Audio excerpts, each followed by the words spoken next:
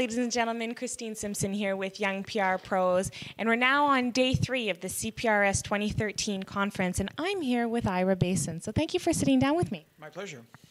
So today you talked about the DIY news. Can you explain to our audience a little bit about what that means?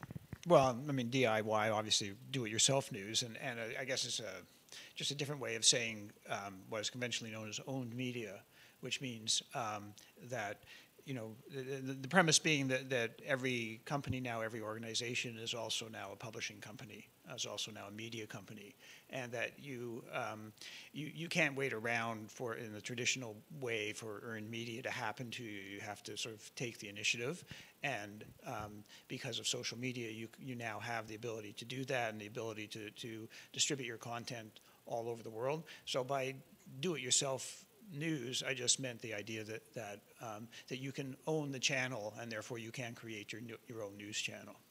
So for young professionals getting into the industry of public relations, what are some things that they should keep in mind with this new media landscape? Well, I mean, I suppose, you know, the obvious things is you have to be able to have the skills to do these kinds of things, the technical skills and all of that. But I think, you know, the most important thing is to understand what some of the ethical challenges are, because once you sort of eliminate the gatekeeper, which is essentially what we're talking about when we're talking about owned media, we're eliminating the sort of traditional media gatekeeper. Then, as I said in my speech, you really have to sort of step up your game in terms of things like honesty and openness and transparency, because with great power comes great responsibility. And so I think that's the most important thing I think the young PR professionals should keep in mind. I mean, should, you know, really kind of pay attention to the ethics courses that they take, and not think that that's just something that you know, you need to deal with on occasion, but it has to be at the core of your practice. So one other thing that you said in your talk was that there's a little bit of a shift in attitude, and there seems to be less trust in media, in journalism. So what does this mean for a young PR professional? We come into the industry and we're taught that the press release is gold, and we're taught that we have to know how to properly write a press release, and then our bosses demand these media hits, so we have to get a hit. How do young professionals, how can we overcome this challenge?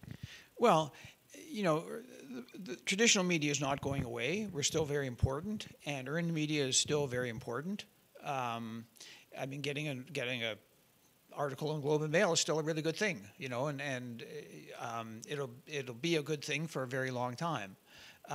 My point is just that there are now other ways that you can, you know, that people will pay attention to you.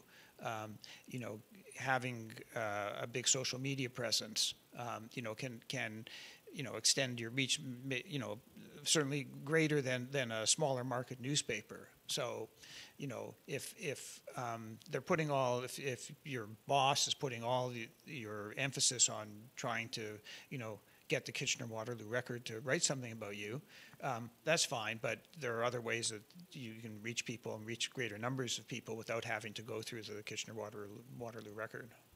So another shift in attitude, I guess, that young professionals hope to see is getting rid of any sort of negative stereotype. One of the things that I wanted to do as part of the podcast here at the CPRS conference is answer the question, what can young professionals do as they enter the industry to get rid of any of this negative stereotype? Well, you know, changing a reputation is very difficult, and it doesn't happen overnight. And I guess, you know, the short answer would be is you have to sort of look at why that reputation developed in the first place, and then not behave that way. You know, so if the reputation is based on, you know, a propensity to spin or even to lie, or, you know, play fast and loose with the facts and just, you know, withhold information, those kinds of things, then if you stop doing that, then the reputation will change over time. So, you know, the reputation, you can't be responsible for the reputation of the industry. All you can be responsible for is how you're perceived by the people that you deal with every day. And if you have a critical mass of people who are perceived as being, as you know, as practicing honest and ethical PR, then over time that image will change. I mean, there are people who argue that because PR is, persuasive communications. That's what it is. It's about advocacy.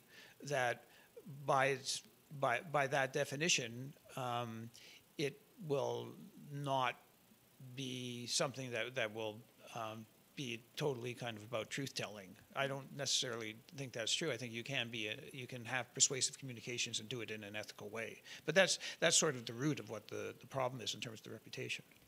Perfect. Well, thank you so much for sitting down with me. You're very welcome. Thank you.